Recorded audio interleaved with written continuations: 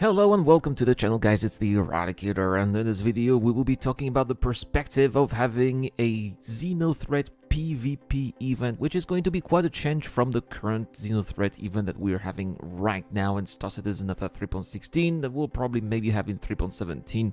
In 3.18, apparently, according to what we've learned in the last episode of Inside Star Citizen, we are going to have dynamic missions and also an update on Xenothreat, and this is something that was said by Ben Dorsey, who is in charge of those events for Cloud Imperial Games, who did say that he is acknowledging that some players are right now using Xenothreat as a way to have some PvP interaction, even though that event is not currently designed for such interaction. But he also referred them as trolls, which is not entirely wrong, but at the same time understands that there's gotta be something made for these players as well in order for everybody to have an overall better experience. So that's what we're going to talk about in this video. We are going to see how this can be made, how it can be improved, and how can maybe there be a way to satisfy both parties, players who are interested in PvP and players who are only interested in PvE,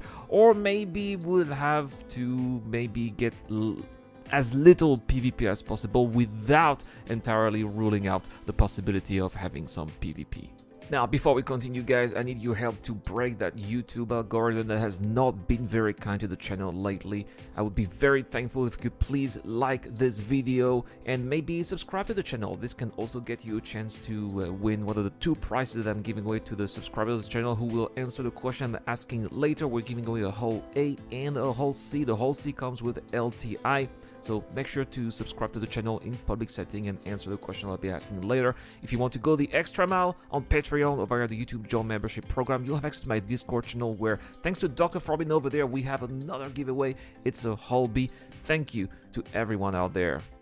Alright, first there's something that I want to talk about, and this is a chart I found very interesting. It's the latest Xenothreat debrief from RobotSpaceIndustries.com, and look at this picture, guys. PvE death, 4.8, almost 4.9 million death over the last event for Xenothreat. But look at the PvP death, it's only 60,000 here, it's less than 2%. And that's why it's not really that much of a big deal as of right now. Of course, as I said before, Xenothreat is a PvE event. It's that event where players have to gang together to bring in some supplies to a station which is also under attack by an enemy Idris, and then the javelin that is docked there is repaired and can attack the Xenothreat fleet.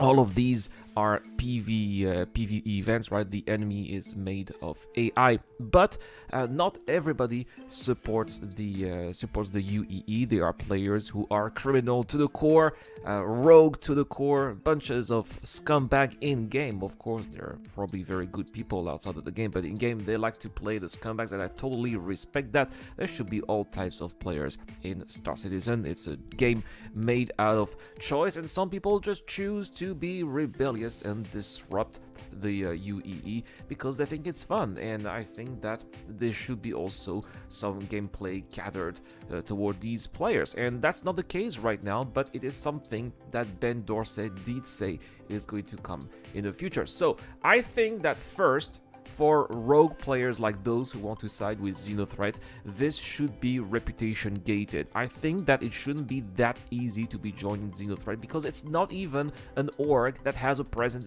in the Stanton system right now, and we're not going to get Pyro until 4.0, which is going to be one server version, which is going to be available and God knows when. So we don't even know when we'll be able to be joining effectively Xenothreat in the Pyro system, but yet they are still having some of these incursions in the Stanton system, which is why there should be some way to be able to interact with those. And I think that there's gotta be a way to befriend them, or at least get them to notice us via the reputation system. If we have maybe a crime stat 4 or a crime stat 5, then perhaps if we are that bad in the verse, then maybe the mission should be available, and the mission would be help Xenothreat fight off the UEE, which would basically be destroying. There aren't a lot of AI that support that support the. I think the only AI that would be supporting us would be the javelin.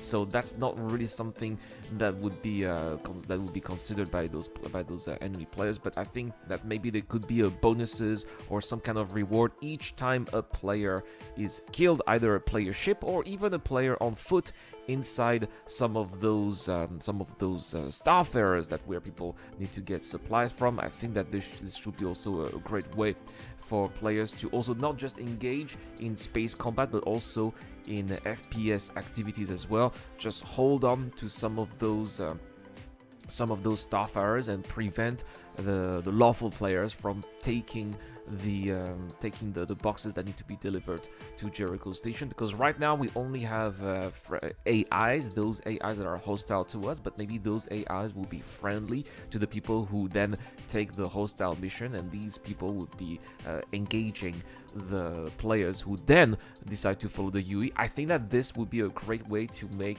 to make Xenothreat much more exciting, because, well, let's face it, it's one thing to be fighting in FPS mode AI, which are not much of a challenge. It's a whole other thing when we're talking about other players. It's much more exciting, and just the sensation of having destroyed another player on foot, I think is very exciting for me. But let me know in the comment section down below, guys. As I said, there's a giveaway happening. This is the question: do you prefer FPS combat or ship-to-ship combat when it comes to combat in Star Citizen, or maybe you're not a combat player at all? Let me know in the comment section down below.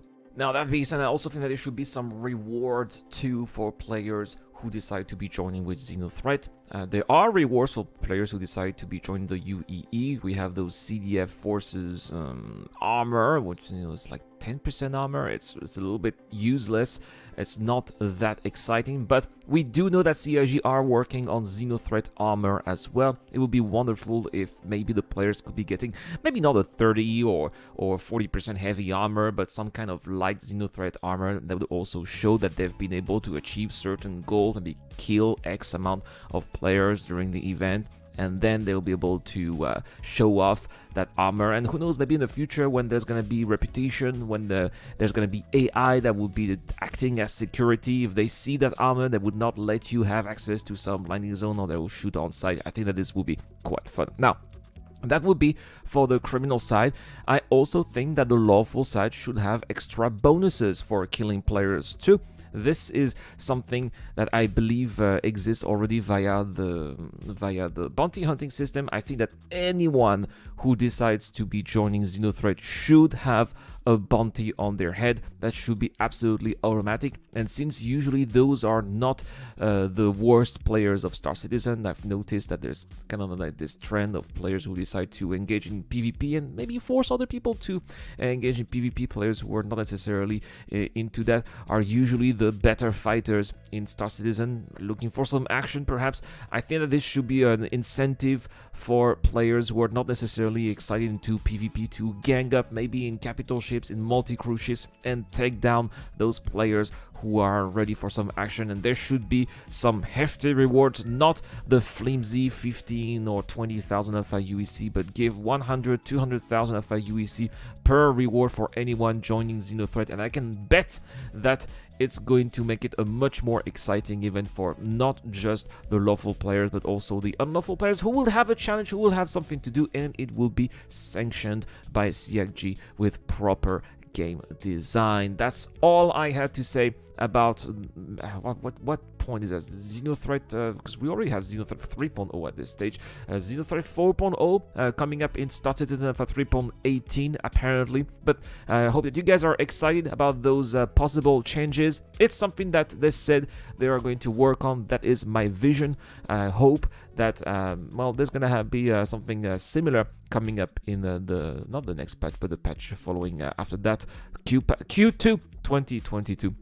But I guess time will tell, and I'm sure that we're going to see more episodes about that in Inside Star Citizen. This has been the Eradicator. Thank you so much for watching. Thank you so much to the DJ Don, Eric On, and Dr. Fobin. Don't forget to please hit the like button and the subscribe button, as it really helps me with the algorithm. I need that help these days, so please help me out.